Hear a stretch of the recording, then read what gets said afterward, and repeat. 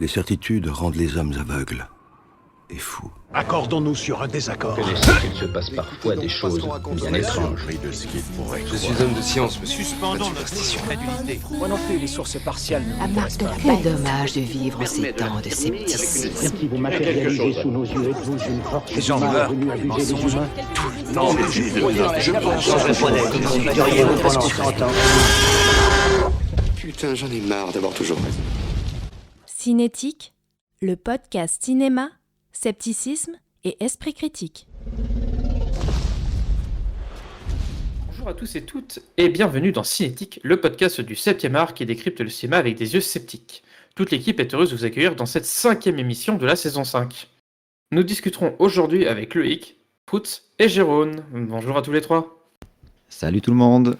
Salut à tous. Hello. Vous allez bien? Vous êtes prêts pour cette nouvelle émission? Moi, c'est Oui. parti. Je suis ravi de parler de ces films parce que Save the Green Planet, je l'ai découvert très très tôt, en Mais tu 2006. spoil. C'est Pourquoi? après Je que spoil. j'annonce le titre du film. Ah pardon, j'avais zappé. Je pensais que tu avais une intro déjà, mais c'est vrai que tu l'as pas dite. Alors, Si les gens ont rien. cliqué, si les gens ont cliqué, ils coupera- savent déjà de quel film on parle. On coupera juste au C'est pas bonjour faux. et puis on coupera juste au bonjour et puis c'est tout quoi. Ah, c'est vrai, comme dit Proutz, ils savent déjà de quel film on parle. Mais gardons quand même un faux suspense en Ouais. attendant. Voilà.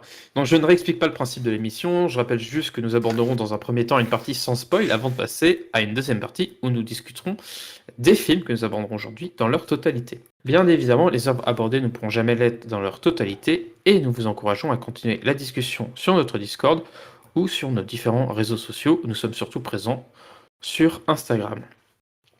Vous pouvez nous soutenir en partageant, en likant et en commentant cette émission. N'hésitez pas non plus à nous faire parvenir vos critiques et vos remarques, que ce soit sur le podcast ou sur les films, nous en serons ravis. Pour ceux qui souhaiteraient participer directement à l'amélioration de l'émission et au développement de notre association, vous pouvez nous faire des dons occasionnels ou réguliers via PayPal ou LOASO. Pour plus d'informations, rendez-vous sur notre page Castopod.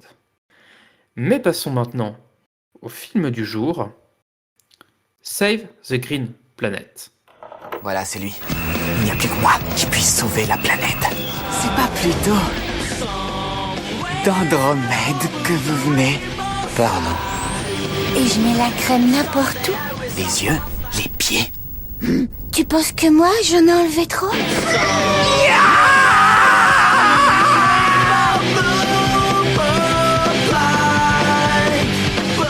Une soucoupe volante? La soucoupe, elle est où? Elle s'est envolée. Et je sais que t'es tapé!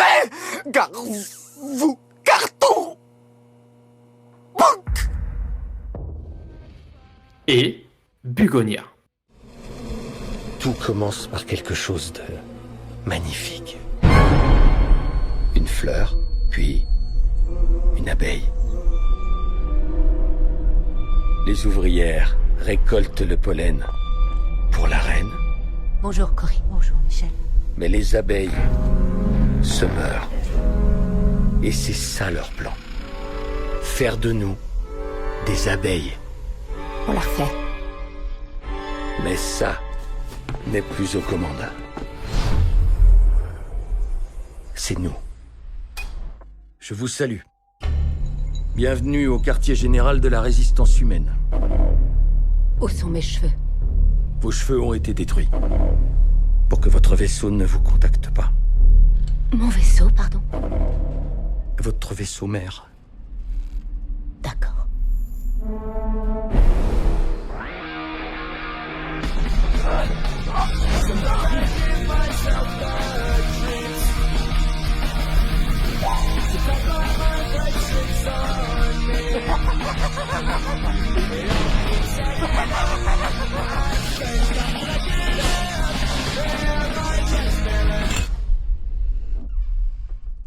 Comment tu sais que c'est une extraterrestre? Eh bien, les signes sont évidents.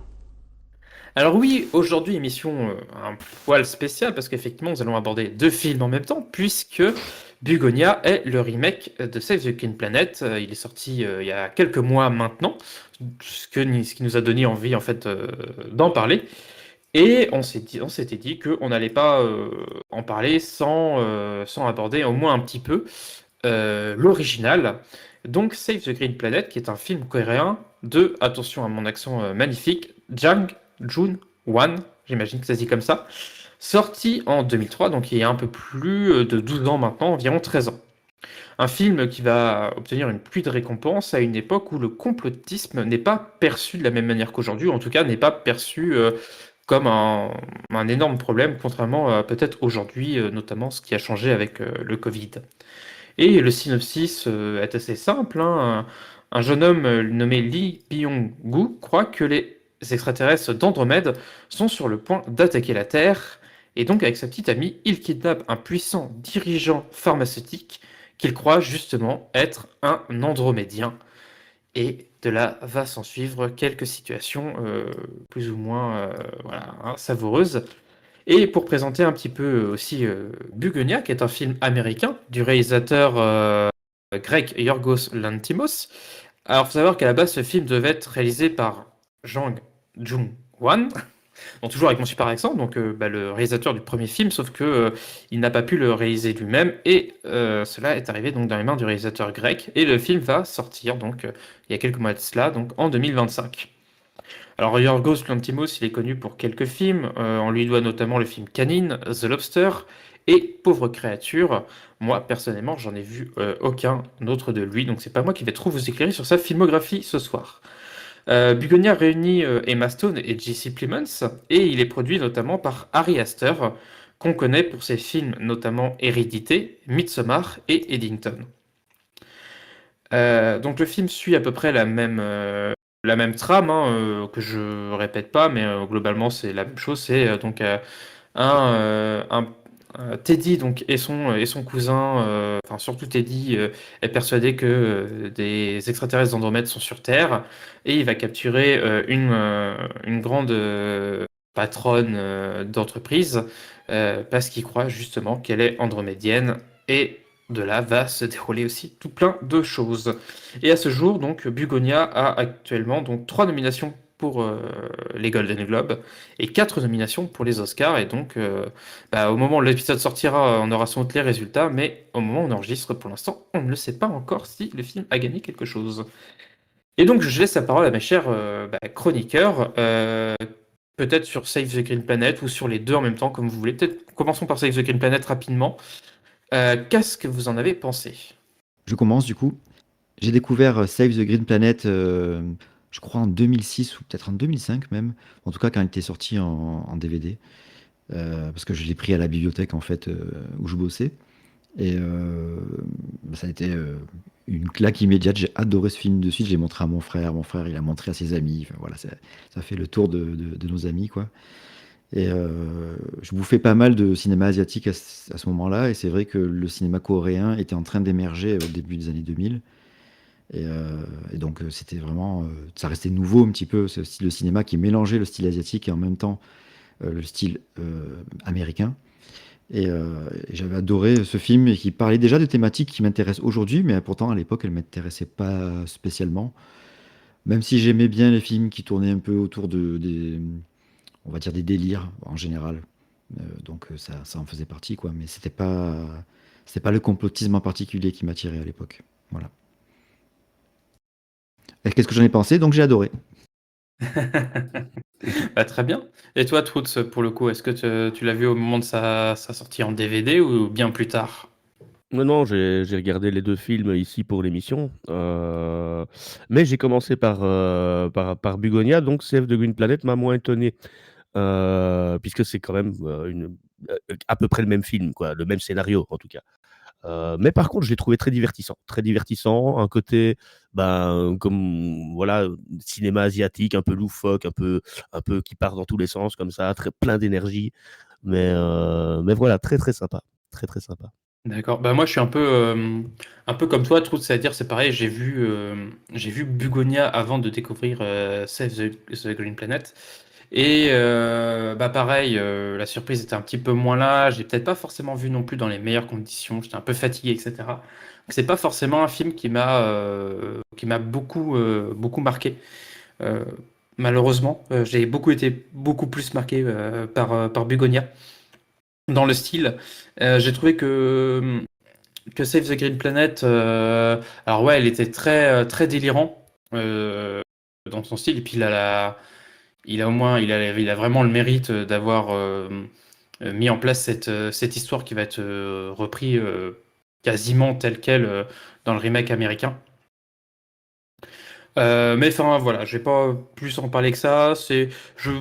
Alors je dis pas que c'est du tout un mauvais film, hein, c'est pas du tout le cas. Je pense que c'est même un plutôt bon film, mais c'est vrai que j'ai personnellement été beaucoup plus marqué par Bunoya, que j'ai vu dans de meilleures conditions et que j'ai vu, comme disaient tous, en premier. Et toi, Jérôme, pour le coup, hein? Et puis j'ai juste ajouté le jeu des acteurs. Après, bon, voilà, le jeu, c'est difficile de comparer un jeu d'acteur actuel aux États-Unis et un jeu d'acteur coréen d'il y a 20 ans, mais je trouve le jeu d'acteur épatant dans Bugonia, et Emma Stone est incroyable. Et voilà, ouais, par rapport aux acteurs coréens qui cabotinent un petit peu, il faut le dire, quoi. Et je crois que j'ai mis dans mon introduction que ça faisait 13 ans, mais ça fait 23 ans en fait. Non, 23 ans, ouais, putain. 23 ans que le film est sorti, ouais. Et toi, pour le coup, Jérôme, sur Save the Green Planet, qu'en as-tu pensé? Alors, je l'avais raté à l'époque. Je sais pas si vous vous souvenez, au début des années 2000, il y avait la mode du cinéma coréen. Et, Oui. et on passait pas Début des mal années de 2000, films. j'avais 10 ans. Ok, désolé. Et je l'avais raté à l'époque. Il avait une certaine réputation et donc du coup j'en ai profité pour le voir enfin. Et franchement, j'ai beaucoup aimé le film. C'est assez particulier comme film. J'arrive pas vraiment à le définir parce que le style est assez riche et varié. On passe de la comédie noire, assez radicale, absurde, mêlant science-fiction, film d'horreur, thriller psychologique et même parfois slasher. Donc, Ouais, cette c'est vraiment différence de ton. Ouais, vas-y. Ouais, non, je valide totalement parce que moi, c'est vraiment ce que j'adore, c'est justement ce qu'il y a des Ouais. changements de ton et aussi le fait qu'il y ait un côté. C'est une farce en fait, quand même, ce film, quoi. C'est une grosse farce. Oui. Et c'est du coup le surjeu des acteurs aussi, ça vient de là aussi. Il n'y a pas que le côté asiatique. Mais je te laisse finir du coup. Après, pour le surjeu, je sais pas si c'est du surjeu vraiment. Parce que moi, ayant vu aussi des films de Hong Kong, des films japonais, après, ça appartient à chaque pays, quoi, les acteurs, vous voyez ce que je veux dire. Donc, peut-être que pour nous, on peut voir ça comme un surjeu. Chez eux, c'est tout à fait normal. De cette façon d'interpréter des rôles, je sais pas. Mais en tout cas, moi, la performance de l'acteur principal, il a fait un film que j'ai pas vu, qui est assez connu en Corée. C'était un polar avant, un thriller polar qui est excellent, il paraît. Je me rappelle plus du titre, désolé. Mais en tout cas, le film, oui, j'ai beaucoup aimé le changement de ton parce qu'au fur et à mesure du film, au début, on voit le côté satirique, la comédie, l'humour un peu décalé, puis petit à petit, on rentre dans un schéma beaucoup plus sombre, glauque, et émotionnellement aussi, ça monte petit à petit. Il y a des moments où on va rigoler, des moments où on va être assez choqué par certaines scènes que je ne spoilerai pas. Et par moments, on va être touché par certains personnages, comme la copine du. Je sais plus comment il s'appelle. Je ne me rappelle plus son nom, désolé. Et donc Lee voilà. Byung-ho. Byung, voilà. Je vais l'appeler Byung. Voilà. Désolé Byung, si j'écorche ton nom. Et donc voilà. Ah, ça, c'est le nom du personnage, hein. Ouais, bien sûr, dans le film. Et donc voilà, et c'est quand même assez. Après, c'est assez coutumier du cinéma, de certains cinémas asiatiques, des changements de ton, comme à Hong Kong, ils sont capables de le faire, comme en Inde aussi. Mais je trouve que c'est quand même assez maîtrisé. Mais moi, je suis assez admiratif de ce film, mais aussi, c'est aussi une satire sociale, une critique de la société. Il y a des traumas dus à plein de choses, et d'où les réactions de l'acteur principal. Et voilà. La police aussi, la manière dont il montre la police, oui. c'est très très coréen, quoi. Ah oui, ça, je vais revenir là-dessus. Merci, Loïc. Oui, c'est vrai que la police, il y a vraiment une critique, parce qu'à l'époque, comme Memory of Murder, comme plein de films de l'époque, c'était quand même la vague des polars thrillers coréens. Et ils ont une façon aussi dans le film de se moquer un petit peu de la police, entre ces deux, on va dire, les deux côtés, le policier seul et solitaire, et Et on va dire les autres sont gradés, qui sait tout, absolument tout, et en fait qui est entouré d'incompétents, si on peut dire, quelque part. Puis avec Et c'est vrai que ça, le... c'est. Oui, vas-y. Non, mais c'est vrai que ça, c'est un élément qui a été complètement mis sous le tapis presque dans Bugonia, l'histoire des flics. Ils apparaissent Oui, presque complètement. pas dans Bugonia. C'est vrai que c'est une sous-intrigue qui est pas finalement très intéressante, quoi. Mais les Ouais, personnages bah, sont intéressants. Et puis surtout, ça revient 2 fois dans le film sans trop en dire. C'est en 2 temps, quoi. C'est ce truc avec les flics. Mais comme on disait, en fait, il y a un côté satirique, critique aussi de la police qui était très présent dans le cinéma coréen de l'époque. Donc Mhm. c'est typique, quoi. C'est aussi pour ça qu'ils l'ont enlevé, je pense. Ouais, c'est possible, oui. Mais bah aussi comme la scène dans Save the Green Planet, là, je sais pas si vous vous rappelez la scène où il fait une espèce de... On a l'impression de voir un film de Yuen Woo-ping, quoi. Une scène de combat d'arts martiaux avec du Oui. kung-fu.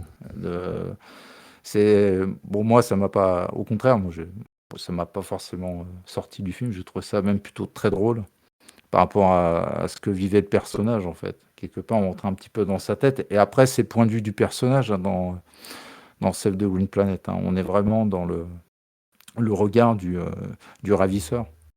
Ouais. Mhm. Et tu vois, peut-être que je parle de Bugonia par rapport à... Alors, Ah, j'ai...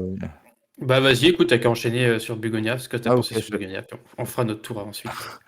Alors, Lanthimos, le réalisateur, je ne le connaissais pas. J'ai entendu parler de ses films.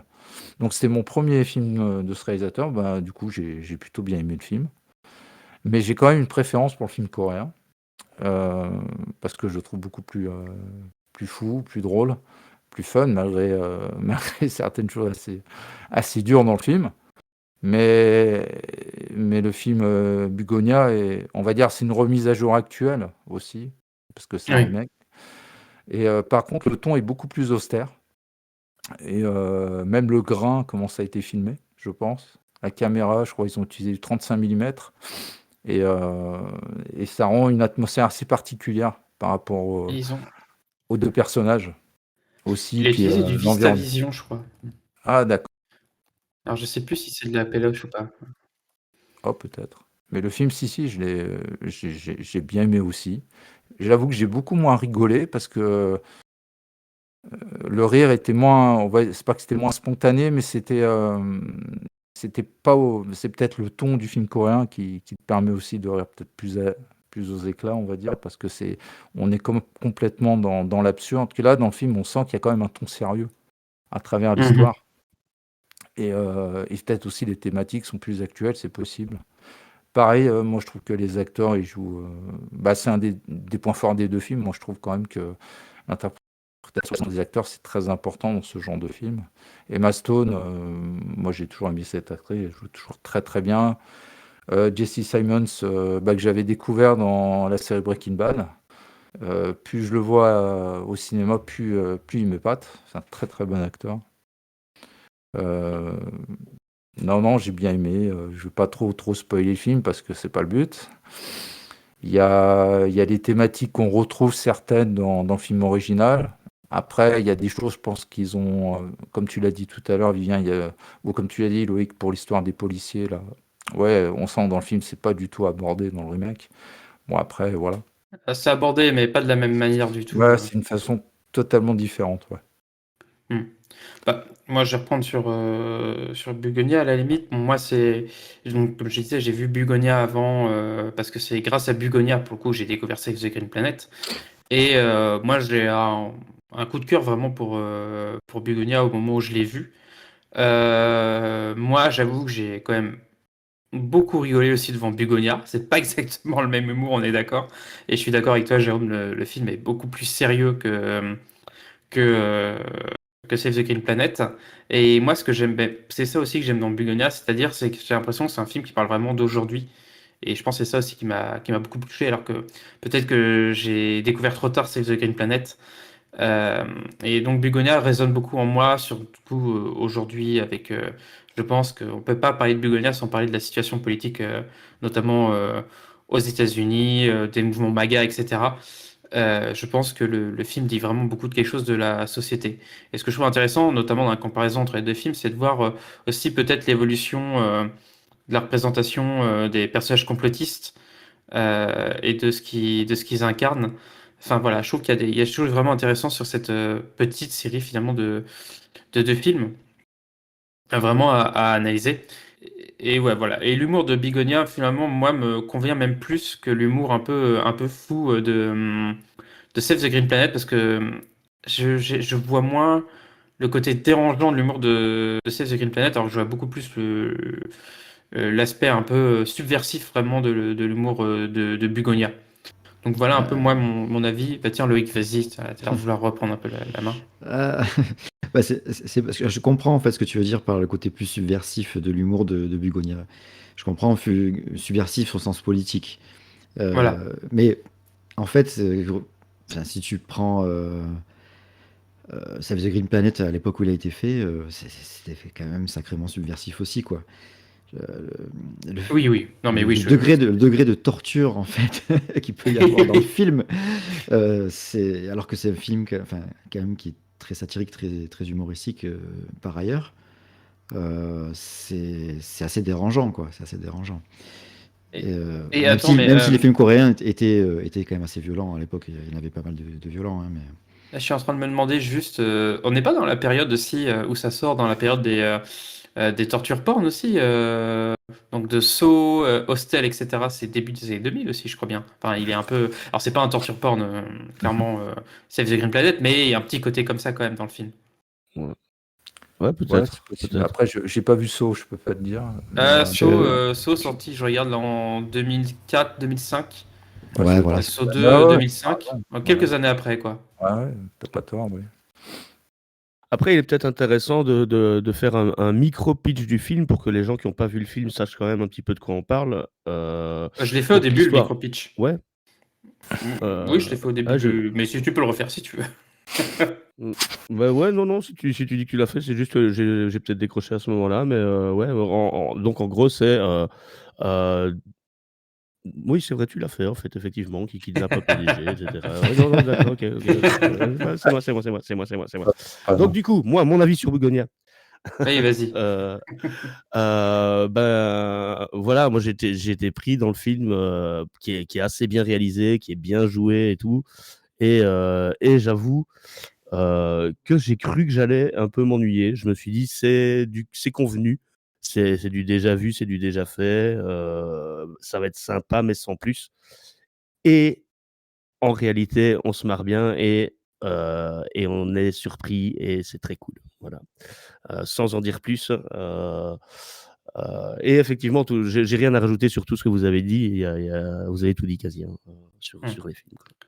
Puis juste pour ajouter un truc, c'est vrai que je me suis, je me suis quand même bien moins marré sur Save the Green Planet, mais c'est bête, hein, mais ça vient peut-être des conditions de visionnage aussi que sur Bugonia, alors que je sais pertinemment que le film est beaucoup plus orienté comique que Bugonia.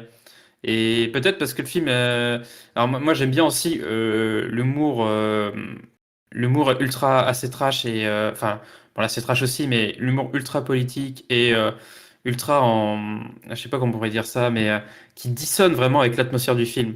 Alors qu'on sent que Save the Green Planet, c'est vraiment un film vraiment voulu comme comique et on sent pas vraiment. Alors il y a des moments un peu de grande émotion dans le film où vraiment l'humour se suspend, mais on sent bien que c'est un film humoristique à la base. Alors que Bugonia, on sent bien que c'est un film un peu thriller, vraiment un peu sérieux, etc. Et que l'humour, il pointe qu'à certaines à certains petits moments, mais à chaque fois qu'il frappe, il frappe juste. Mais enfin voilà, ça c'est mon ressenti sur. Oui, et puis sur Bugonia. il y a à la fin de Bugonia une morale idéologique pas très très ouf qui est beaucoup plus absente dans Save the Green Planet. J'ai l'impression, on en parlera plus tard peut-être.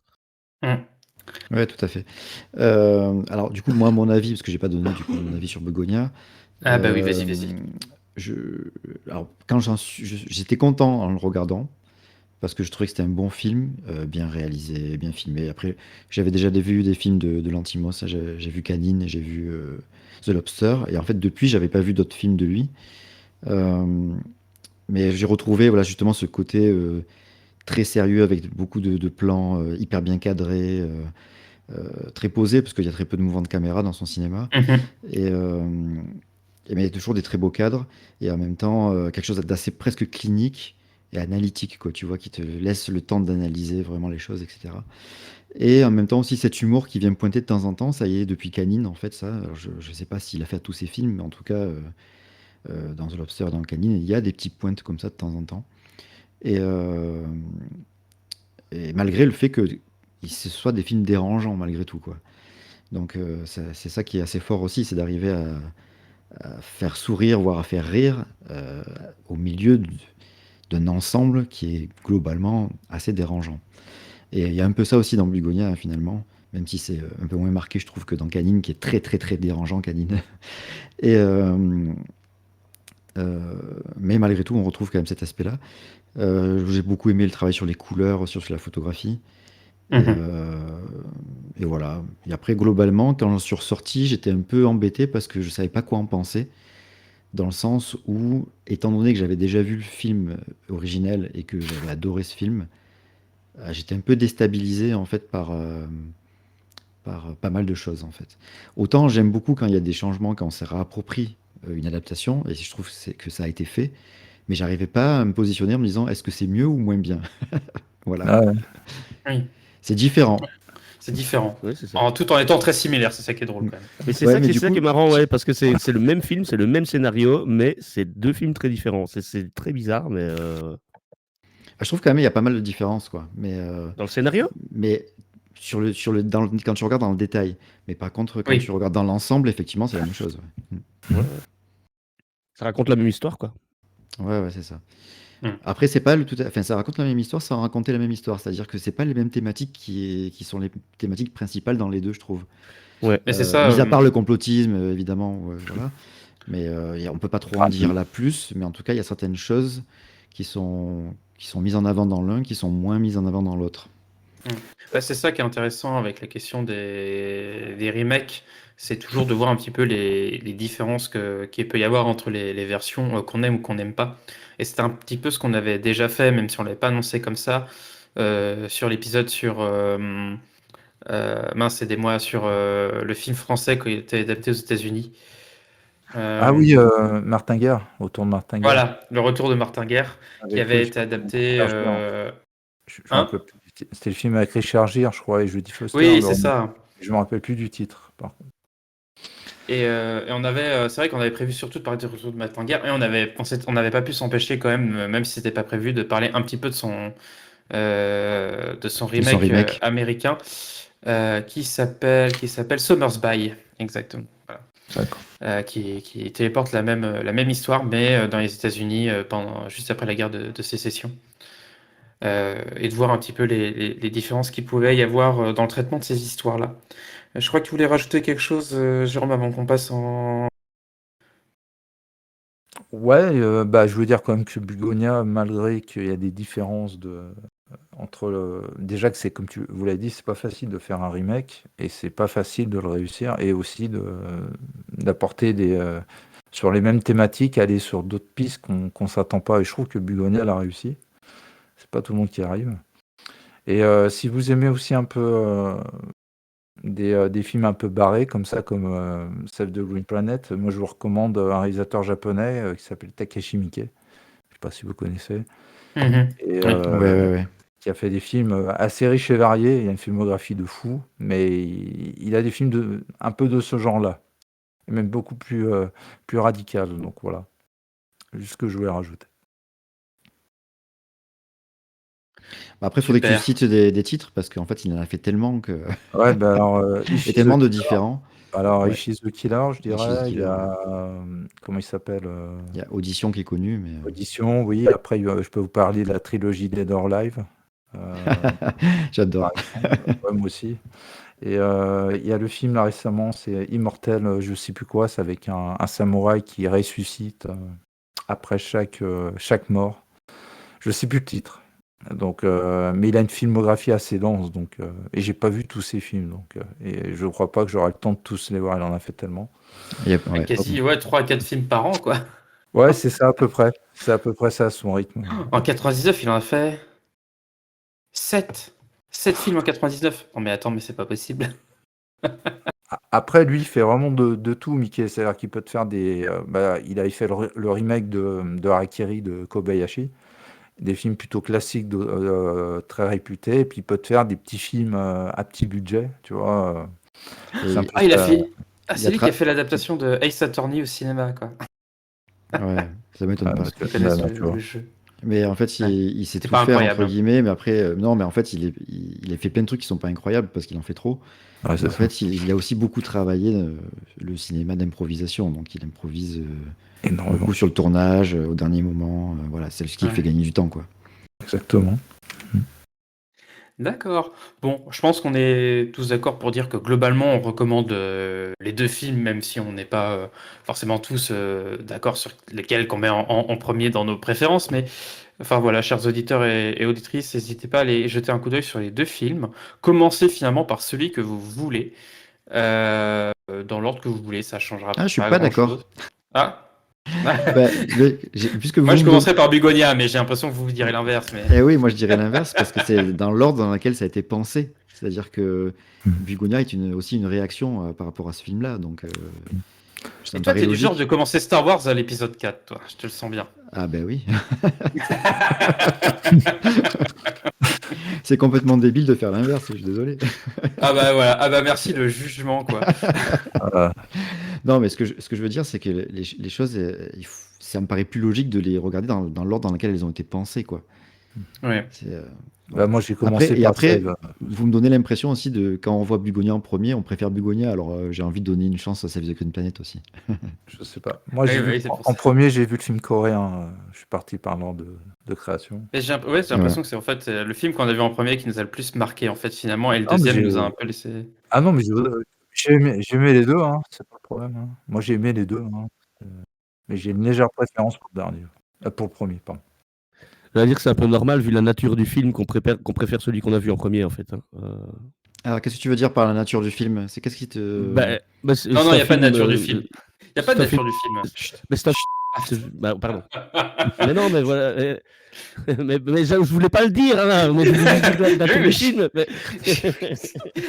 J'ai voulu t'empêcher. On coupera cette partie-là.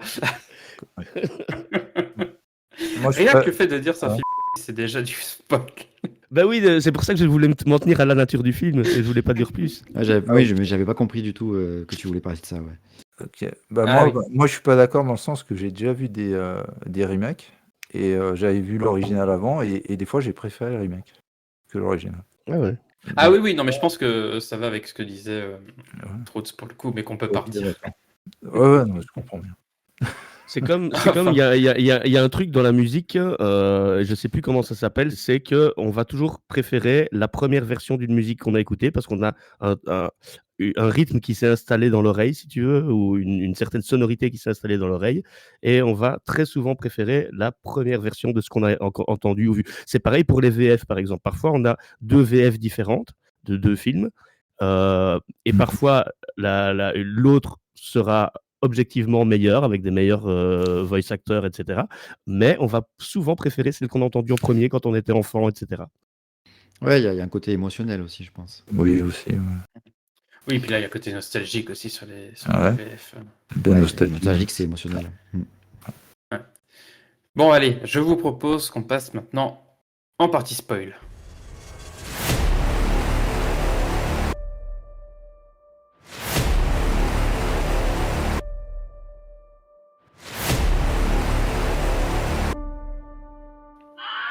Et à la fin, il meurt.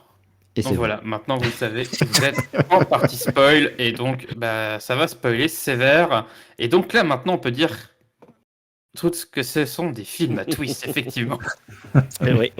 On peut enfin Et le qui dire. fait, et qui fait que, effectivement, puisque ce sont des films à twist, peut-être que le twist qui va plus nous marquer, ça va être le premier, et donc le premier film qu'on a vu va peut-être plus nous impacter, ce qui pourrait expliquer sur pourquoi moi et Troutz on préfère Bugonia et que vous auriez tendance à plus préférer Save the Green Planet. C'est possible, mais je pense que personnellement que ça marche mieux sur Bugonia parce que c'est plus inattendu. Au final, Oui. Save the Green Planet, il part tellement dans tous les sens qu'au final, tu dis, Oui. ok, c'est juste une couche supplémentaire, quoi, les gars. C'est clair, c'est clair. Ouais, ils en rajoutent à chaque fois, t'as raison. Alors que dans Bugonia, c'est assez inattendu, en fait, je pense.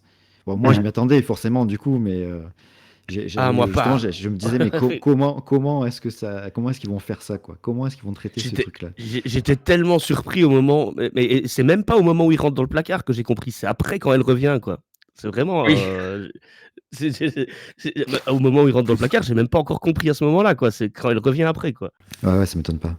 Oui, Bugonia, pour moi aussi, il était assez marquant pour ça, parce que pendant tout le film, il y a un moment, tu te dis, Alors- oui, parce que tu pars vraiment sur. Oui, on va peut-être pas, on va peut-être pas repartir sur Bugonia, mais Si, peut-être- mais ce que je voulais dire, c'est qu'il faudrait peut-être expliquer, parce que peut-être qu'il y a des gens qui écoutent la Oui, sortie oui. spoil parce qu'ils en ont rien à foutre, et qui veulent savoir de quoi on parle, en fait, tout simplement. Eh ben, regardez les films en fait. Non, oui, parce Et que à revenez, la voilà. fin, c'est ça. Vous mettez pause maintenant. Non, parce que les films, effectivement, à la fin, je sais pas si on peut le dire comme ça, mais donnent raison un peu aux complotistes en montrant que finalement, ce qu'ils avaient imaginé, c'est-à-dire que le fait qu'il y ait des Andromédiens sur Terre était bien réel et que la personne qui est violente depuis le début du film est donc bel et bien une ou un Andromédien et donc voilà. Donc ça, c'est un peu C'est tout même le- l'impératrice. Je vous présente mes excuses les plus profondes. Je n'avais pas réalisé. Votre Majesté. Majesté? Comme un idiot, je croyais que vous étiez une simple dignitaire. Je n'avais pas réalisé. À un tel voltage. Vous êtes de sang royal. Ouais, c'est même la dans plus haut Bugonia, placé. c'est l'impératrice et puis c'est Et l'empereur dans le. c'est le prince, Ouais. le prince, ouais. Prince, Ouais, le dans Save the sang Green Planet. royal, hein, comme il disait, je crois. C'est ça. Ouais, donc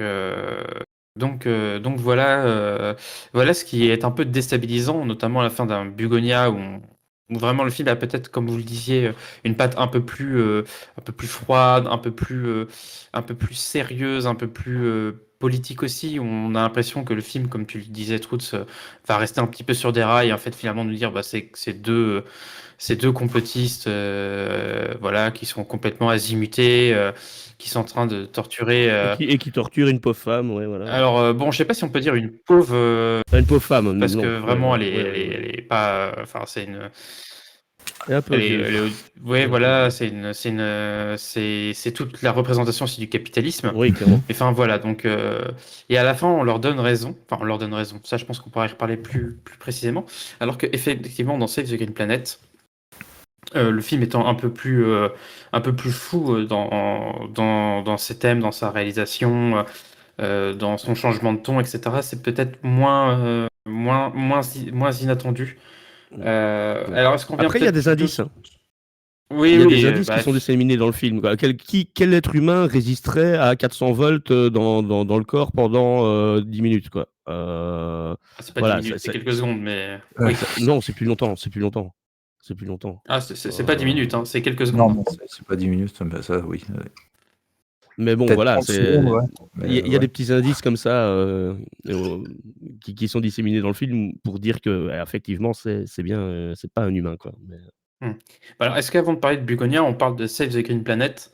On fait un petit peu s'il y a besoin de refaire le tour du film. Je sais pas s'il y a.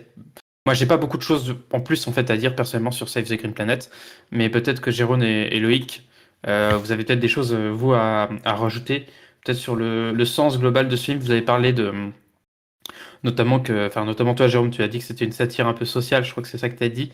Est-ce que tu peux nous expliquer un petit peu en quoi finalement ce film rentre un peu dans cette catégorie-là? Parce que c'est peut-être pas forcément très parlant au premier visionnage, a priori.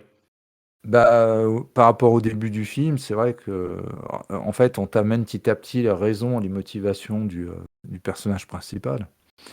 Et au début, on peut comprendre que on va dire, il est complotiste, il croit à la conspiration des extraterrestres, et on ne sait comment il a déduit que ce PDG, c'est un extraterrestre. Donc on va dire, on va rester un petit peu sur ce personnage-là, et au fur et à mesure que le film avance, on se rend compte qu'en fin de compte, c'est quelqu'un qui a subi des traumatismes, des sévices, qu'il a perdu son père par un accident je crois, dans une mine de charbon. Et après, sa mère aussi a subi des séquelles. Je crois qu'elle est malade, dû, je crois, au problème, je crois, pharmaceutique, je sais plus quoi, une entreprise pharmaceutique. Si je me trompe, Loïc, tu me diras. Mais, Non, c'est ça, et c'est du ça. coup, elle est plus ou moins sous traitement. Elle est dans le coma. Donc, en fin de compte, c'est aussi une manière aussi de montrer que la société, quelque part, l'a transformé peut-être comme ça, ce personnage. Et en fait, pour lui, sa seule raison de vivre, c'est de s'attaquer à ce PDG qui suppose responsable de la mort, plus ou moins à la mort, plus ou moins à l'état de santé de sa mère. C'est vraiment la partie spoiler. Donc jusqu'à ce qu'il lui file à travers les interrogatoires qu'il fait, mais c'est pas des interrogatoires, c'est de la torture pure, où il lui dit même à un moment, le PDG, je peux guérir ta mère. Et donc il lui file une bouteille et il vérifie même pas que... Et l'antigel aussi, je crois. Ouais, c'est ça, il vérifie même pas, et il l'emmène, et malheureusement, en fait, c'est lui qui va tuer sa mère.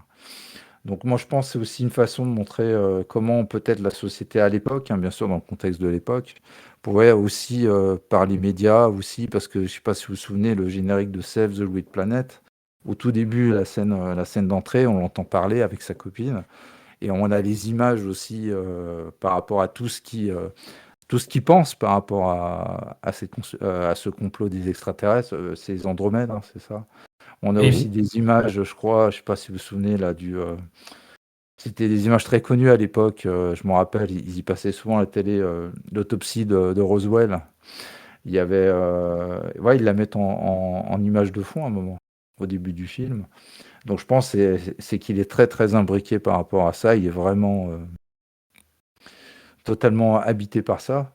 Et je pense que la résultante du film, c'est que en fait, tout simplement, on parle de lui et la société veut peut-être l'a rendu comme ça.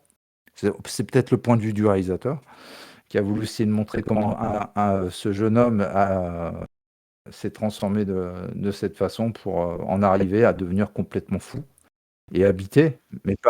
Mais par moment, on peut se demander s'il n'a pas aussi une certaine lucidité par rapport à ce qu'il voit. On a un peu des fois... Après, c'est ce que le film montre dans Save the Green Planet. C'est peut-être aussi pour désamorcer le ton de la comédie absurde et totalement loufoque du film coréen. C'est peut-être aussi pour désamorcer émotionnellement. Peut-être aussi pour nous perturber aussi, c'est possible. C'est le cas aussi dans Bugonia, en fait. C'est le cas aussi dans Bugonia. Il y a des flashbacks en noir et blanc où on voit que le mec a une vie pas ouf, quoi. Non, mais clairement.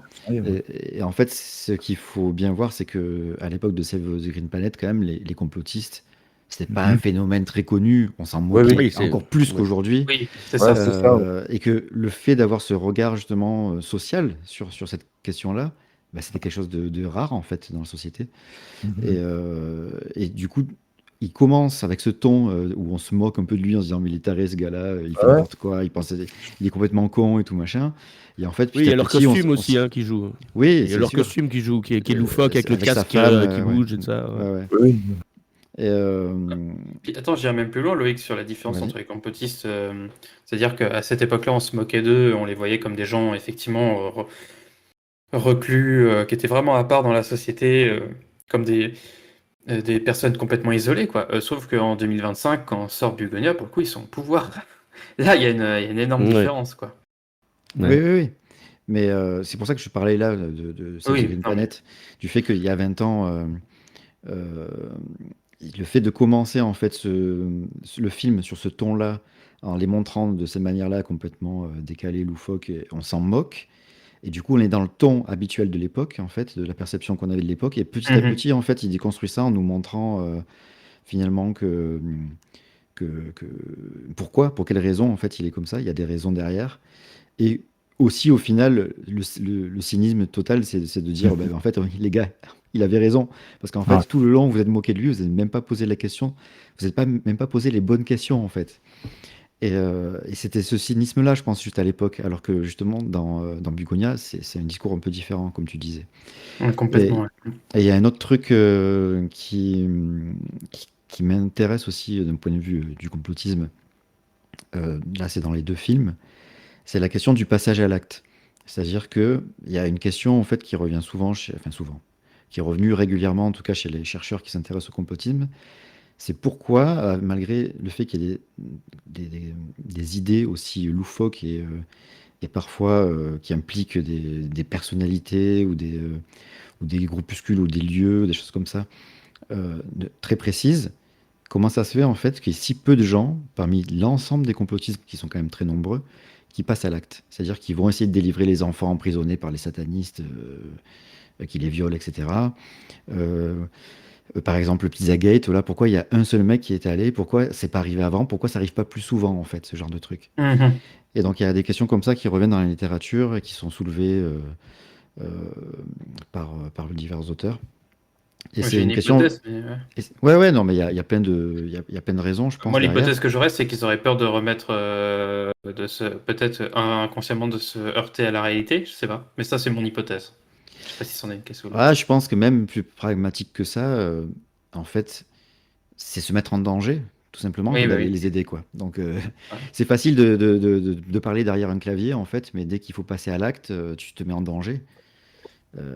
Et effectivement, tu peux te confronter à la réalité si tu as tort, mais à la limite, le mec du Pizzagate, il a été clean avec ça. C'est-à-dire qu'à partir du moment où il a vu qu'il ne trouvait pas de salle au sous-sol, alors qu'il était censé avoir des salles au sous-sol avec des enfants cachés, qu'il n'en trouvait pas, bah, il a déposé les armes, quoi. Il s'est rendu à la police.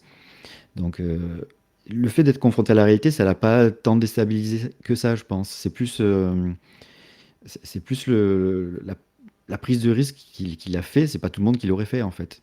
Je pense que moi, c'est une des explications que j'ai sur ça, mais il y en a sûrement plein d'autres. Mais en tout cas, c'est une question voilà, que je trouve intéressante et qui est pas vraiment soulevée ni traitée dans le film, mais c'est un truc dont on parle assez peu finalement du complotisme. Et je trouve que c'est une vraie question, en fait. Voilà, du bien. coup, j'ai un peu. Non, j'ai un non, peu- vas-y. Non, pas Ah du non, tout. non, non, mais moi je voulais dire un truc, c'est un truc ce qui est assez amusant au niveau de cette histoire-là, l'histoire du Pizzagate. Amusant, entre guillemets, hein, c'est pas amusant du tout. Mais c'est que on découvre aujourd'hui dans les fichiers Epstein, je sais pas si vous avez un peu suivi le bazar, que très souvent, effectivement, le code pizza est utilisé pour parler de filles, quoi. Ouais, j'avais pas vu ça, ce truc pizza, ouais, tu vois. C'est marrant. C'est marrant par rapport au Pizzagate où effectivement on se doute bien que les mecs allaient pas faire ça dans une pizzeria à 2 pas du Pentagone. Par contre, ça prend tout son sens quand on parle de l'île d'Epstein et de codes secrets envoyés par mail. Enfin bon, voilà, c'est marrant, quoi. Marrant, entre guillemets. Bah, tout ça pour dire que finalement, c'est possible que les complotistes aient raison des fois. Il y a le vieil adage bien connu chez les sceptiques qui est une horloge cassée donne la bonne heure 2 fois par jour. Oui, oui, Donc, bien sûr. Et puis moi, je comprends voilà. très bien que aussi que, enfin voilà, c'est ce qui a permis c'est des vraies enquêtes du FBI, des vrais dossiers, des vrais documents, et c'est ça qui permet de mettre ça en lumière. Effectivement, les complotistes, ils avaient beau avoir raison, ils n'ont pas fait grand-chose finalement pour que ces trucs-là sortent, quoi. Et ils Ouais, sont c'est pas ça. responsables de ça. C'est exactement ça, ouais. Oui, et puis il y a peut-être un moment une vraie info qui a filtré quelque part sur des on-dit, sur ces trucs de pizza via, je sais pas, quelqu'un qui a enquêté là-dessus, enfin on pourra jamais savoir, ou peut-être dans quelques années, mais qui a fait que une véritable info est rentrée dans un cercle complotiste qu'ils ont réutilisé, mais qu'ils ont complètement Déformé, réinterprété voilà. à leur sauce, quoi, et Ouais. déformé aussi. Et ça, c'est un peu le souci, parce que le problème, c'est toujours une question de méthode, quoi. Comme disait Loïc, oui, une horloge cassée donne 2 fois la bonne heure par jour, mais il y a aussi un autre truc, c'est on peut avoir raison pour de mauvaises raisons. Ouais, ouais. Mhm. C'est-à-dire, on peut tomber complètement au pif aussi sur un truc vrai, quoi. C'est-à-dire dans l'amas des idées complètement cons qui ont été mises sur tous ces réseaux, bah il y en a forcément une aussi à un moment qui va peut-être taper dans le mille, quoi. Ouais, c'est ça. Et, quand bien même les complotistes, ils tomber sur un jour un truc sur lequel ils ont eu raison et nous dire, hey, regardez, on avait raison. Oui, mais en fait, c'est comme tu disais, c'est pas pour les bonnes raisons. C'est-à-dire que les preuves qu'ils ont apportées, elles n'étaient pas suffisantes ou elles n'étaient pas bonnes du tout, dans le sens où elles étaient fausses ou elles parlaient pas de la bonne chose, etc. Comme ça, c'est arrivé pendant le Covid. Alors, c'est des choses pas assez précises. Ou pas assez précises ou trop, ou comment dire, pas assez pertinentes. C'est-à-dire que ok, ça peut être un indice, mais c'est pas une preuve, quoi, tu vois. Donc, Oui, eux qui imaginent des réseaux pédocriminels, satanistes, des élites mondialisées, pour eux, l'affaire Epstein, ça dévoile quelque chose, mais en fait, l'affaire Epstein, c'est un réseau, tout ce qu'il y a de plus, malheureusement, avec quand même une grande.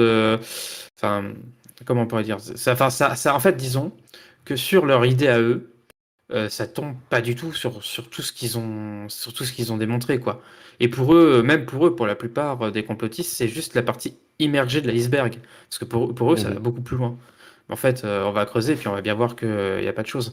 Pour quand même savoir de quoi je parle, attends, juste pour préciser de quoi je parle, c'est que j'ai travaillé un petit peu sur le sujet là, dernièrement, j'ai sorti un article sur le site du Cortex, notamment un mec comme Carl Zero imagine des réseaux pédosatanistes derrière absolument tous les pédocriminels qui sont chopés par la justice française, alors que jamais la justice, enfin sur ces différents cas, a mis en lumière des réseaux derrière, quoi. Enfin voilà, c'est des gens qui imaginent toujours des trucs derrière, et puis le jour où c'est dévoilé, ils vont dire qu'ils ont raison, alors qu'en fait, non, en fait, ça dévoile. Enfin, En fait, c'est juste que. c'est un peu le principe du complotiste. Si tu lui dis qu'il a tort, ça favorise qu'il a raison, en fait. Pour lui, juste le fait que tu le contredises, ça veut dire quelque part, peut-être, en fait, c'est que j'ai raison. C'est ça. Oui, il y a ça aussi. Dans le sens où on fait peut-être partie du complot, où on est des moutons qui suivent juste la bonne parole des médias, etc., quoi. Voyez, moi, je suis un ex-complotiste, hein. Je crois que je vous l'avais dit. Oui. Et moi, c'était avant c'était la période de l'attaque du Tour. Et ça m'avait complètement. Je suis pas devenu à fond, mais je sentais à l'époque que je commençais à le devenir complotiste, quoi. Et là, le film, les deux films, surtout le premier, parce que c'était le contexte de l'époque, et me rappelle certains biais que j'avais. Certaines aussi, on peut voir, moi j'étais pas paranoïaque, mais on va dire j'avais quand même tendance à aller plus vers les confirmations de ce que je pensais, et même ce que tu disais tout à l'heure, Vivien, le fait qu'on ne veut pas admettre les faits, et quand les gens nous mettent les faits sous les yeux, on a toujours tendance à penser qu'ils sont contre nous, en fait. Et ça, c'est un sentiment que j'avais à l'époque, en tout cas. Voilà, je voulais vous le partager. Ouais, non, mais c'est clair. Et ce que le film montre bien, en fait, c'est le manque de pertinence de la méthode employée par le héros. C'est-à-dire que, franchement, la manière dont il s'y prend, c'est les meilleurs moyens, en fait, de déformer toutes les preuves, les interrogatoires qu'il fait. Mais n'importe qui, en fait, aurait dit ce qu'il avait envie d'entendre pour arrêter, en fait. C'est clair. À un moment donné, c'est Il y en a deux qui ont avoué, enfin, tous ont avoué, mais sur tous les gens qu'il a tués, et il y en a quelques-uns, on voit les cadavres, etc. Il y en avait que deux qui étaient vraiment, finalement, des Andromédiens, quoi. Espèce de monstre maléfique! Combien étaient Andromédiens? Vous m'avez menti! Dites-le moi, combien d'Andromédiens? 2. Espèce de débile profond, vous réalisez ce que vous avez fait? Vous avez tué ma mère! Silence! Je vais vous expliquer pourquoi je ressemble à une humaine. Ça fait quand même assez psychopathe, hein. Ça le dérangeait pas tant que ça, en fait, d'avoir buté des gens qui n'étaient pas des comédiens, finalement. C'est clair. Mais c'est justement cette question de l'interrogatoire, je trouvais que c'était plus intéressant dans Bugonia, où on sentait que Emma Stone, en fait, c'était le personnage d'Emma Stone, c'était plus une pro de la rhétorique, tu vois, une pro de la manipulation, comme une vraie femme d'affaires, en fait, qui arrive à convaincre, etc., qui sait qu'elle est capable de ça et qui essaye de le faire à plusieurs reprises de manière différente. Et elle utilise à chaque fois des manières des techniques, en fait, de rhétorique qui sont utilisées par les gens qui essaient de nous manipuler ou qui essayent de nous convaincre d'une manière ou d'une autre.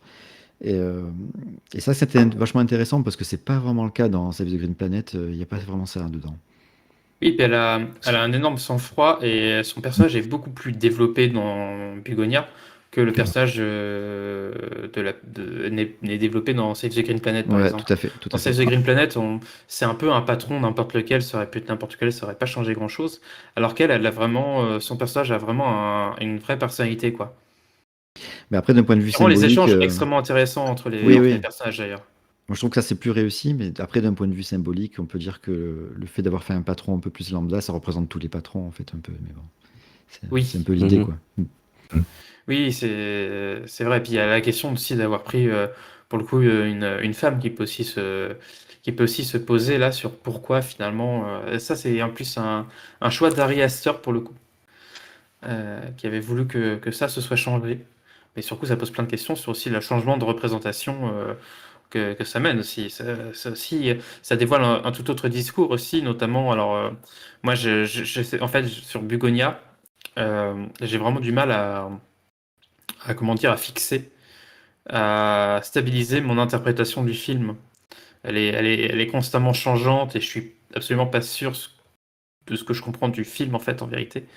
Mais j'ai un peu tendance à le voir comme, vu que eux, je les perçois un peu comme des représentations tout simplement de MAGA, c'est-à-dire de partisans de Trump qui sont quand même des misogynes au plus haut point, que le fait que ce soit une femme renforce aussi ce côté un peu extrêmement misogyne de ce mouvement-là. Ouais, peut-être, ouais, je crois que tu vas loin.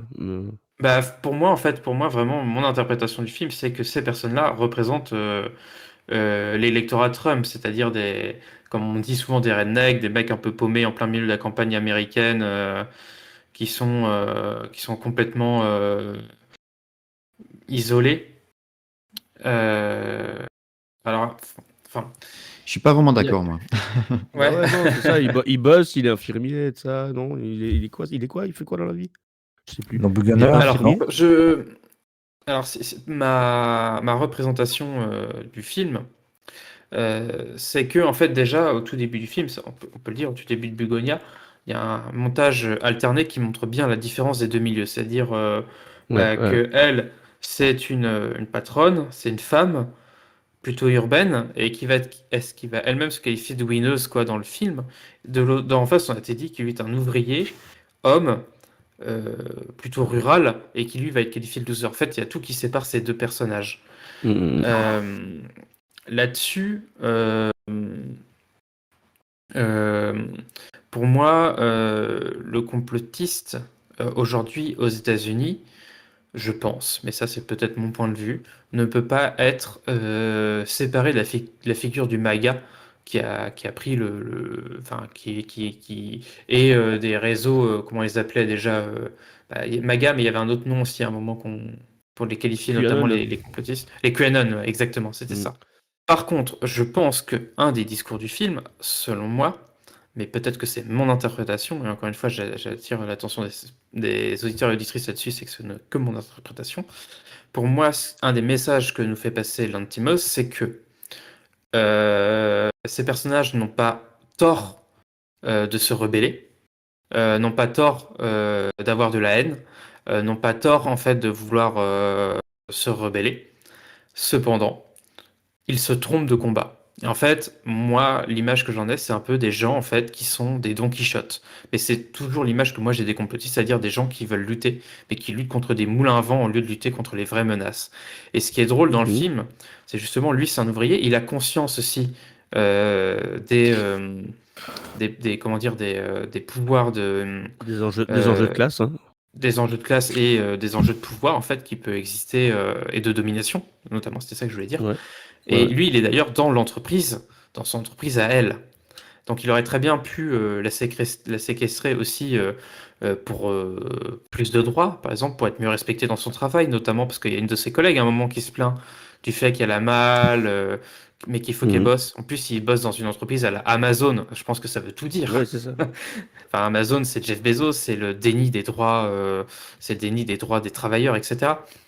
En plus, alors qu'elle se pense hyper cool comme patronne, en mode oui, dis bien aux gens qui peuvent partir à 17h30, hein, s'ils veulent. Hein. Sauf que, bon, faut qu'ils sachent quand même qu'ils ont des responsabilités et que si le travail n'est pas fait, ce sera quand même. Mais ils peuvent partir. Hein. Mais s'ils ont du travail, il vaut mieux qu'ils le fassent. Mais ils peuvent partir. Mais c'est ça. C'est marrant. Et en fait, sans rentrer sur la question tout de suite de la patronne, c'est même lui, il est dans ce boulot-là. Il voit ce qui se passe dans ce boulot-là. Il a toutes les raisons de se rebeller contre ce boulot-là, mais contre quoi il va se rebeller? Contre une espèce de fausse menace. Enfin, une fausse menace. Et même à la fin du film, ça reste une fausse menace, en fait, en vérité. Parce que lui, il pense que les Andromédias sont là pour Euh, c'est quoi? C'est détruire la planète, c'est ça, pour tuer les Oui. abeilles et détruire la vie sur la planète. Ouais. Mais Oui, ce ça qui est sera drôle, c'est en vous. fait, ils pensent les Andromédiens qui font ça, et elle, quand il se dévoile, en fait, il dit, mais en fait, non, en fait, c'est vous qui détruisez la planète et c'est nous qui sont de la sauver, en fait. C'est-à-dire que même lui qui avait raison sur les Andromédiens, Ouais. en fait, mais il se plante sur toute la ligne, parce qu'en fait, il s'attaque vraiment aux mauvaises personnes. Notre 75e empereur fut le premier à découvrir la Terre. À l'époque, les dinosaures y régnaient en maîtres. De magnifiques créatures vivant au sein d'un écosystème complexe mais équilibré. Oh! Mais par inadvertance, on propagea un virus mortel sur la planète. Et l'empereur fut rongé de culpabilité en voyant périr toutes les créatures de la Terre. Et il donna une nouvelle vie à cette planète. Une vie semblable à nous. Premiers essais d'humains tenaient à peine debout, mais ils marchèrent bientôt et commencèrent à se reproduire. Une civilisation en harmonie avec la nature vit le jour. L'Atlantide. On nous vénérait comme des dieux. Mais certains humains voulurent nous surpasser. Ils se mirent alors à créer à leur tour leurs propres humains en laboratoire. Plus forts que les autres. Mais également beaucoup plus agressifs, alors un conflit fit rage. Qui évidemment dégénéra en guerre thermonucléaire totale, et son nuage de mort réduisit presque à néant la race humaine, à part quelques survivants qui bâtirent une arche. Et sillonnèrent les océans pendant un siècle. Et quand il redevint possible de poser le pied sur la terre ferme, les chefs de l'arche moururent, ne laissant derrière eux qu'une poignée de spécimens affreux d'êtres mutants, semi-humains, les primates. L'évolution reprit son cours, mais vers le chaos. Les nouveaux humains descendants des singes, vos ancêtres directs, s'entretuèrent dans un cycle sans fin de guerre, de génocide et de destruction écologique. Ils malmenèrent la Terre, ils souillèrent ses eaux, ravagèrent son climat, s'empoisonnèrent eux-mêmes avec les drogues et la technologie. Et même face aux preuves irréfutables et flagrantes de leur propre autodestruction, les humains continuèrent, imperturbables. Je suis moi-même devenue plus humaine. Plus égoïste et cruelle à force de rester ici, parmi vos congénères. Mais les humains ne peuvent rien contre leur nature. C'est dans vos gènes. Les gènes implantés par vos ancêtres pour se rendre plus forts. Ils se reproduisent dans vos corps et ils s'amplifient. Nous, les Andromédiens, sommes ici pour éradiquer ce gène suicidaire, pour sauver l'humanité. Mais aussi sauver la Terre du fléau que vous êtes, vous et les vôtres. Pour moi, c'est ça le discours du film. Le discours du film, c'est de dire C'est- qu'ils ont raison de se rebeller, ils ont toutes les raisons du monde de se rebeller, mais ils ne se rebellent pas contre les C'est bonnes un- choses, quoi. C'est un peu plus subtil, mais tu as raison, hein, dans le fond. Mais c'est un peu Ouais. plus subtil, c'est qu'en fait, elle, c'est la seule, je crois, de son espèce qui voudrait donner une chance en fait aux Une humains. dernière chance, ouais. Ouais. Une dernière Ouais. chance aux humains, et c'est pour ça qu'elle s'est mêlée aux humains en fait pour les côtoyer quoi. Et Et que du ouais, coup, pas de chance, elle n'est pas tombée sur le banc. C'est ça. on peut voir ça comme ça, parce que Et finalement, regarde, c'est même lui qui même provoque. la, Ouais. même la scène finale entre les deux films en comparant, tu vois, quand ils font exploser la Terre, dans le premier, et dans Bugonia, elle ne détruit que les humains. Elle laisse Ouais. la Oui. nature Oui, et la ouais. planète. Donc c'est quand même... Ouais, ouais. Oui, Ça, c'est c'est C'est plus, des choses que je trouve plus intéressantes dans c'est le plus écologique aussi du dans coup. Oui, oui. Bugonia. Ouais, c'est Non, ça, non, ouais. non, non, non, non, justement, moi j'ai une tech là-dessus, mais peut-être qu'on en parlera plus tard, c'est que cette idée de finalement ne buter que les humains, etc., et que les humains seraient négatifs pour la planète, elle se rapproche quand même assez forte d'une idéologie qui se répand fort dans les milieux de la tech et de la Silicon Valley, etc., qui est le truc Tescril, là, je ne sais pas si vous avez déjà entendu parler de ça. Ouais, t'as raison. Transhumanisme, singularisme, Je connais pas. rationalisme technologique, long-termisme, alt first et effective altruisme, altruisme effectif, quoi. Donc voilà, c'est vraiment les gens de la tech qui pensent que l'IA doit remplacer l'être humain et que voilà, c'est ça au final parce que l'être humain est imparfait par nature. Et il y a quelque chose dans l'idéologie des aliens à la fin qui se rapproche fort de cette idéologie de la tech qui est actuellement. Oui, je suis assez d'accord. Oui, et puis c'est l'idée assez répandue aussi que l'homme est un loup pour l'homme aussi. Enfin, ça va dans toutes ces idées-là de. Qu'on détruit la planète quoi, surtout ça. C'est pas tant loup pour l'homme, mais c'est plus qu'on détruit la planète quoi. Oui, enfin que l'homme est. En fait, c'est pas l'idée que l'homme détruit la planète. Ça, on est tous d'accord avec ça. C'est plutôt l'idée que l'homme est mauvais par nature et que c'est la Ouais. civilisation et c'est l'éducation qui le rend bon en fait. Sauf que ça n'a jamais été prouvé. Enfin, c'est un peu cette Ouais, idée-là, ouais. quoi. Mm. mais que revenu à l'état sauvage, en fait, mais ça, c'est les idées qu'on a souvent, revenu à l'état sauvage, l'homme serait un espèce de monstre qui ferait tout pour sa propre individualité, et qui détruirait tout ce qui est autour de lui pour assurer sa survie. Sauf qu'en fait, ce qu'on sait, c'est que l'homme est un animal social avant tout, et qu'en fait, dans toute son histoire, l'homme a plutôt été un animal social et qui s'est toujours regroupé et s'est toujours soutenu et toujours mis en avant la solidarité pour se C'est justement l'entraide et survivre, la en fait. solidarité qui a permis qui a permis de survivre parce que l'homme tout seul, il est tout nu, il a pas de poils, il a pas de griffes, il a pas de dents, enfin bon, Les il gens peut sociables. crever quoi, Oui, et puis c'est aussi, ça c'est aussi une image, ce que tu dis, Trouts. Alors je pense pas que ça vient directement des gens de la tech. Je pense que c'est pris par les gens de la tech, mais c'est un truc qui date de beaucoup plus longtemps que ça, Oui, oui. dans des philosophies beaucoup plus, mais qui sont toujours des philosophies dominantes en fait. Mmh. Ouais. Ah non, mais je suis d'accord avec ce que vous dites là. Après, Et c'est vrai que, ouais, il y a un c'est débat à plus, avoir là-dessus. c'est difficile du coup de savoir vraiment quel est le propos effectivement du coup du film par rapport à ça. C'est pas clair, effectivement. Je pense que Save the Great Planet est un petit peu plus clair parce il s'en tamponne un petit peu en fait d'avoir un vrai propos Oui, c'est un super fort quoi, tu vois. Ouais. c'est un peu pour ça qui me plaît un peu moi aussi. C'est parce que j'ai Ouais. l'impression que j'ai rien à dire, tu vois, sur Save the Green Planet. C'est en soi, tu vois. Mais Ouais, parce que c'est déconnecté de ce qu'on vit aujourd'hui. C'est une autre époque quoi. Ouais. Il a c'est fait un plus film. jusqu'au boutiste, ouais. Mais finalement, c'est encore plus cynique, quoi, de dire, bon, c'est bon, à cause des humains, on va détruire toute la planète, et puis tant pis pour tout ce qui est vivant À par savoir ailleurs, qu'en quoi, tu plus, vois. savoir qu'en plus dans Save the Green Planet, le chien il bouffe quand même des humains dedans. Ah oui, c'est vrai. Il en C'est-à-dire mange que même beaucoup, les hein. animaux sont pervertis par l'homme en fait. Ah ouais, Mmh. Tu vois que tu as des choses à dire. Bah, tu vois, ouais, le chien, j'ai oublié qu'il mangeait les J'y avais même pas pensé. Ah oui, avec l'os, ah oui, ça y est. Ça y est, je m'en Ah bah oui, parce qu'il donne tout, lui il donne tous ses cadavres à bouffer aux chiens. Ah oui, il lui dit à chaque fois, t'auras à manger. Ouais. Oui, c'est ça, puis le chien il a faim, parce qu'il veut manger de l'alien. Hmm. Mais oui, enfin voilà, c'est toute l'ambiguïté du discours du film. Alors moi j'ai l'impression, alors je sais pas si c'est vraiment ce message-là que Stéphane Lantimos, j'ai pas l'impression que sa vraie pensée, parce que je pense qu'il a plutôt vu la représentation qu'il fait en fait du système capitaliste dans le film, qui est littéralement représenté par cette patronne.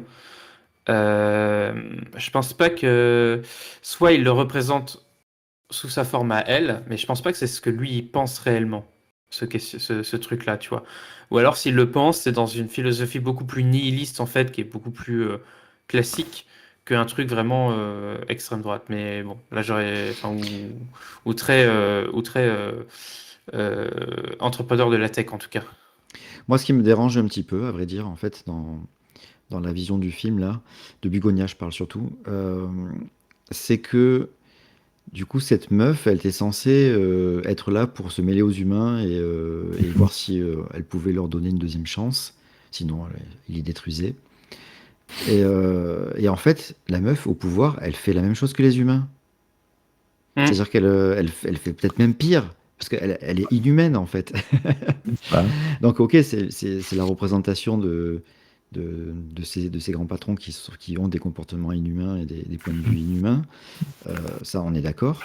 Mais du coup, aller après encore plus loin sur le fait qu'en fait c'était une potentielle sauveuse, enfin, je trouve que ça n'a plus trop de sens en fait. Ça se noie un petit peu en fait le propos là-dedans. Et au final, je me demande si c'était bien pertinent de faire cette fin décalée comme ça.